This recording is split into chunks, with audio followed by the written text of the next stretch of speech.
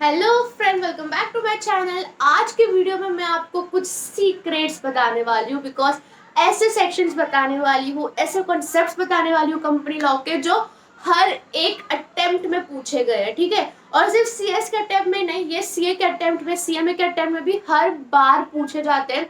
ये सब मुझे कैसे पता है? क्योंकि मैंने पास्ट पेपर सॉल्व करे हुए हैं, मैंने स्कैनर सॉल्व करे हुए हैं, मैंने मॉड्यूल पढ़ा हुआ है, तो मुझे बहुत अच्छे से पता है कि ऐसे क्वेश्चंस तो आईसीएसआई हर बार पूछता है। आप कौन सा भी पेपर उठा के देख लो। और ये सब कॉन्सेप्ट्स, ये सब सेक्शंस अगर आप स्टूडेंट हो तो आपके लिए ऑब्वियसली जानना जरूरी है बिकॉज आपके पेपर में आने वाला है। और अगर आप एक फ्रेशर हो, फ्रेशर सीएस, आप इंटर्नशिप ढूंढ रहे हो, तो भी आपके लिए जानना बहुत ज्यादा जरूरी है क्योंकि ऐसे क्वेश्चन ही इंटरव्यू में पूछे जाते हैं।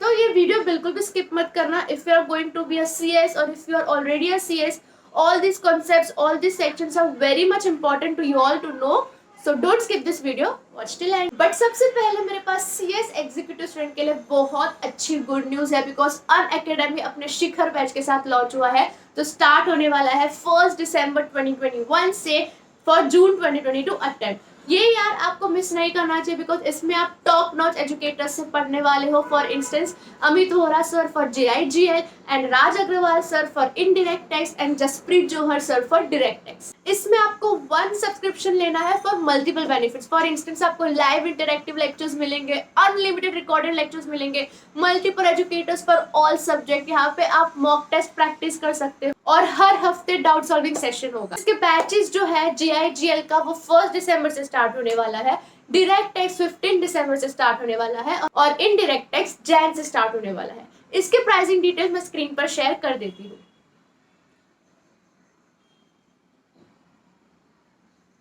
सो यस गाइस, आप मेरा CS नेहा कोड यूज कर सकते हो for extra 10% discount. Don't miss this opportunity. सबसे पहला सेक्शन जो हमारे CS का कोर है वो है सेक्शन 96। क्या है बताओ सेक्शन 96? अगर आपको नहीं पता है सेक्शन क्या है तो bro you have to sharpen your skills because section 96 is about AGM, annual general meeting of the company. इसके रिलेटेड हजारों क्वेश्चन बन सकते हैं और अपने कंपनी लॉ के पेपर में तो इसका क्वेश्चन आता ही आता है कि एक कंपनी को कितनी बार AGM रखना पड़ता है और कितनी बार इन द सेंस कि कितने टाइम पीरियड में, क्योंकि उसका टाइम पीरियड है ना कि 2 AGM के बीच में 15 मंथ से ज्यादा गैप एक्सीड नहीं हो सकता। विद इन 6 मंथ्स आपको AGM रखना है। ये सब लिमिट्स है उसके। अगर आप वो सेक्शन पढ़ोगे तो आपको अच्छे से समझ आ जाएगा। और उसमें से कुछ हटके क्वेश्चन ये बन सकते हैं कि अगर किसी कंपनी को अपना जो रजिस्टर्ड ऑफिस है उसके अलावा कहीं और AGM रखना है, कोई और स्टेट में AGM रखना है जहाँ पे उसका रजिस्टर्ड ऑफिस है, तो क्या प्रोसीजर है, क्या वो अलाउड है या नहीं है, क्या सैटरडे संडेज में AGM रख सकते हैं, कौन से टाइम पीरियड में AGM रख सकते हैं, ये सब क्वेश्चंस है जो बन सकते हैं। तो इसका सेक्शन एकदम अच्छे से पढ़ लेना बिकॉज ये आपके पेपर में पक्का आने वाला है। सेकेंड इंपॉर्टेंट क्वेश्चन है सेक्शन 135। अब सेक्शन 135 क्या है? CSR, corporate social responsibility. ये अभी रिसेंटली इतना फेमस हुआ है ना CSR, बहुत ही ज्यादा गवर्नमेंट इस पे मैंडेटरी कर रही है। MCA ने भी इसमें बहुत सारे अमेंडमेंट्स लाए हैं। तो इसके भी लिमिट्स है कि कौन सी कंपनी को CSR इम्प्लाई करना है और इसके क्या क्या रूल्स एंड रेगुलेशंस है। शेड्यूल 7 इसका एक पार्ट है जिसमें बताया गया है कौन सी एक्टिविटीज के लिए हम CSR कर सकते हैं, एक कंपनी को क्या अलाउड है, कौन सी एक्टिविटीज के लिए वो कर सकती है। प्लस इसमें इसका जो CSR का एक्सपेंडिचर होता है प्रॉफिट में से वो कितना होना चाहिए, ये सब बहुत अच्छे से पढ़ लेना बिकॉज ये सब भी आपके एग्जाम में पूछे जा सकते हैं।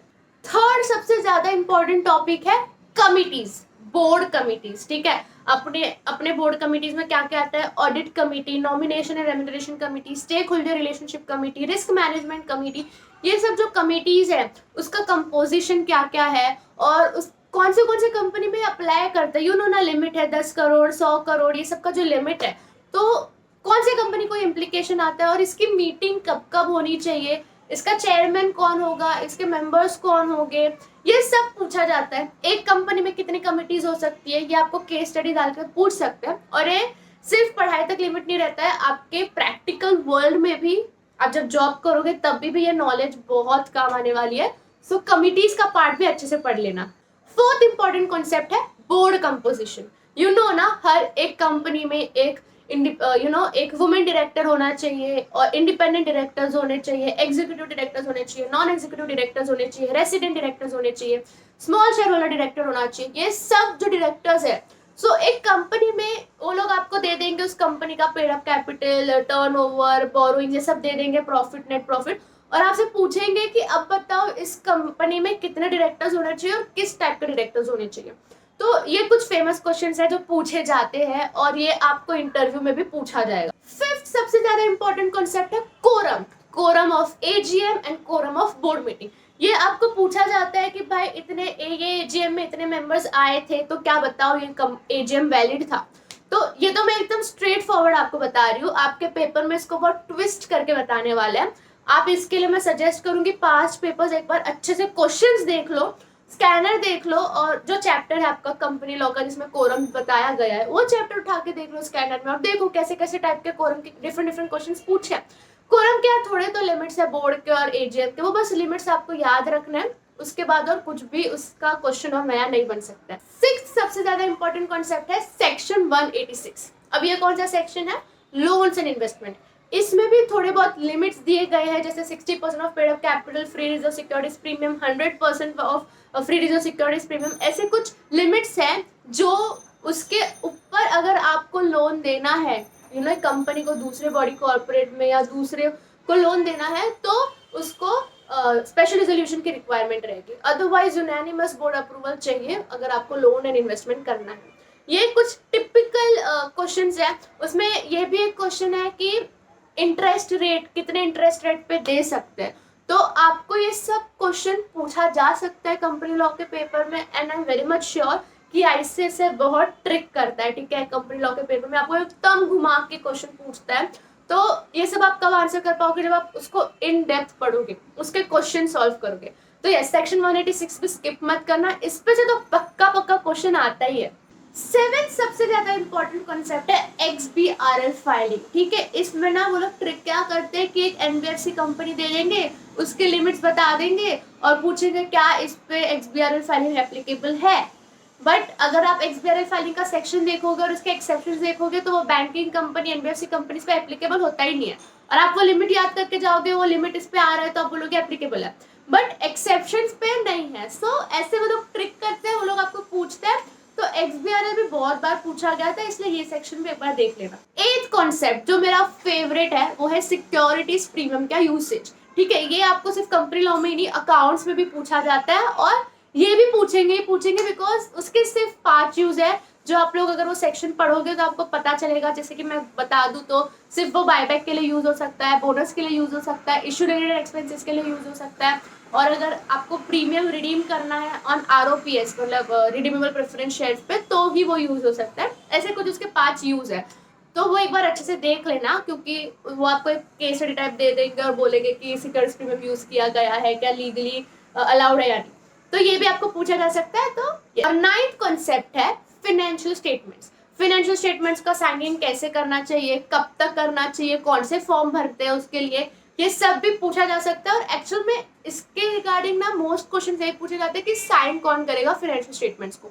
तो वो कॉन्सेप्ट आप देखोगे, सेक्शन देखोगे, उसके क्वेश्चन सॉल्व करोगे तो अच्छे से आपको याद हो जाएगा। सो यस गाइस, ये कुछ कॉन्सेप्ट्स थे, कुछ सेक्शंस थे जो आप स्किप नहीं कर सकते हो, बिकॉज आपको वो पढ़ना ही पड़ेगा, क्योंकि वो एग्जाम में आने ही वाला है, ठीक है।